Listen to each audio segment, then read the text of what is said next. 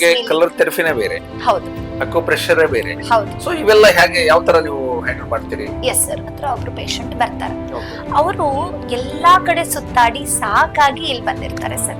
So ಅವ್ರಿಗೆ first ನಾನು ಅವರ ದೇಹದಲ್ಲಿರುವಂತಹ ಶಕ್ತಿಯನ್ನ ಚೆಕ್ ಮಾಡ್ತೇನೆ. ಅವರ ಪ್ರಾಣ ಶಕ್ತಿ ಏನಿದೆ ಅದನ್ನ ನೋಡ್ಕೊಳ್ತೀವಿ. ಅವರ ಕೈಯಲ್ಲಿ, ಅವರ ಅಂಗೈಯಲ್ಲಿ ಎಲ್ಲ ಅಂಗಾಂಗಗಳಿರುತ್ತೆ, ಅದನ್ನ ಫಸ್ಟ್ ನಾನು ಆಕ್ಟಿವ್ ಮಾಡ್ತೇನೆ. ಪ್ರಾಣಾಯಾಮ, ಯೋಗ ಹೇಳ್ಕೊಡ್ತೀನಿ. ಯೋಗ ಅಂತ ಹೇಳಿದ್ರೆ ಅವರ ದೇಹಕ್ಕೆ, ಅವರ ಒಂದು ರೋಗಕ್ಕೆ ಅನುಗುಣವಾಗಿ ಬೇಕಾಗುವಂತ 1 ಅಥವಾ 2 ಆಸನಗಳು. ಇವತ್ತಿನ ಪ್ರಸ್ತುತ ಪರಿಸ್ಥಿತಿಯಲ್ಲಿ ಟ್ಯಾಬ್ಲೆಟ್ಸ್ ಅಡಿಕ್ಟ್ ಆಗಿ ಮತ್ತೆ ಹೊಳ್ಳಿ ಇಂಜೆಕ್ಷನ್ ತಗೊಳ್ಳೋದ್ರ ಜೊತೆಗೆ ಸಾಮಾನ್ಯ ಜನರ ಪ್ರಶ್ನೆ ಏನು, ಒಂದು ಸಣ್ಣದು ಇಲ್ಲೊಂದು ಟಿಕ್ಕಿ ಹಾಕಿದ್ರೆ ಅದೇ ಕಡಿಮೆ ಆಗುತ್ತೆ. BP ಯಾಕೆ ಬರುತ್ತೆ ಅಂತ ಹೇಳ್ಬಿಡ್ತೀನಿ. ಹೈ BP ಆಗಿರುತ್ತೆ ಅಂತ ತಿಳ್ಕೊಳ್ಳೋಣ. ಅವ್ರು ತುಂಬಾ ಟೆನ್ಷನ್ ಮಾಡ್ಕೊಳ್ತಾರೆ, ಅಗ್ರೆಸಿವ್ ಆಗ್ತಾರೆ, ಎಕ್ದಮ್ ಮಾತಾಡಿದ ತಕ್ಷಣ ಸಿಟ್ಟು ಬಂದ್ಬಿಡುತ್ತೆ ಅವ್ರಿಗೆ. ಈ ಬೆರಳು ಇದೆಯಲ್ಲ, ಈ ಉಗ್ರ ಇದೆಯಲ್ಲ, ಈ ಉಗ್ರ ಕೆಳಗಡೆಗೆ ಡಾರ್ಕ್ ಬ್ಲೂ ಕಲರ್ ಹಾಕಿದ್ವಿ ಅಂತ ಹೇಳಿದ್ರೆ ಅವ್ರು ಶಾಂತ ಆಗ್ಬಿಡ್ತಾರೆ. ಸೊ ಇವತ್ತೇನಾಗಿದೆ ಅಂದ್ರೆ ನಾವು ನೇಚರ್ ಇಂದ ದೂರ ಆಗ್ತಾ ಇದ್ದೀವಿ.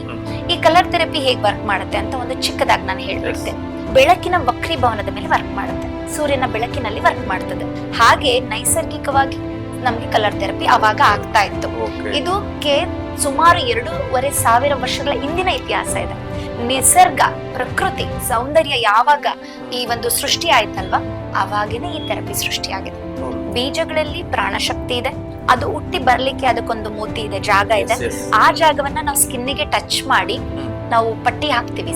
ಆ ರೀತಿ ಹಾಕದಾಗ ನಮ್ಗೆ ಆ ಪ್ರಾಣ ಶಕ್ತಿಯನ್ನ ಒಳಗಡೆಗೆ ಇರ್ಕೊಂಡು, ನಮ್ಮ ಪ್ರಾಣ ಶಕ್ತಿ ಕಾಳಲ್ಲಿ, ಧಾನ್ಯಗಳಲ್ಲಿ ಇರುವಂತಹ ಪ್ರಾಣ ಶಕ್ತಿಯನ್ನ ಇರ್ಕೊಂಡು ನಮಗ್ ಶಕ್ತಿ ಕೊಡುತ್ತೆ.